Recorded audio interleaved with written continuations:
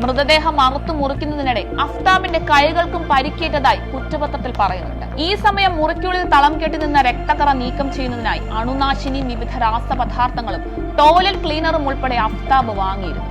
തറയിൽ ചിതറിത്തെറിച്ച രക്തം കഴുകിക്കളയാനായി സർക്കാർ സൗജന്യമായി നൽകിയ വെള്ളം മതിയാകുമായിരുന്നില്ല അഫ്താബിന്.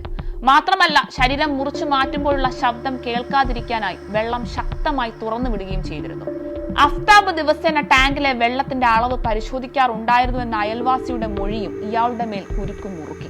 കൊലപാതകത്തിന് ശേഷവും ശ്രദ്ധ ജീവിച്ചിരിക്കുന്നുണ്ടെന്ന് തോന്നിപ്പിക്കാനായി ശ്രദ്ധയുടെ ഇൻസ്റ്റാഗ്രാം ഉൾപ്പെടെ എല്ലാം തന്നെ അഫ്താബ് ആക്റ്റീവാക്കി വെച്ചുകൊണ്ടേയിരുന്നു. പലയിടങ്ങളിലായി ശ്രദ്ധയുടെ ലൊക്കേഷൻ മാറി മറിഞ്ഞു.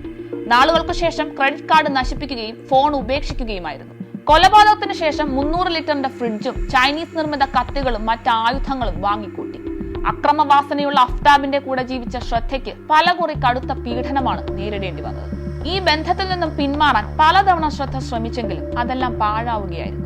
അഫ്താബ് തന്നെ ഉപദ്രവിക്കുന്നുണ്ടെന്നും കൊല്ലാൻ ശ്രമിക്കുന്നുണ്ടെന്നും തന്നെ ഇവിടെ നിന്നും രക്ഷിക്കണമെന്നൊക്കെ ശ്രദ്ധ പലതവണ തന്റെ സുഹൃത്തുക്കൾക്ക് വാട്സാപ്പ് വഴി സന്ദേശം അയച്ചുകൊണ്ടേയിരുന്നു.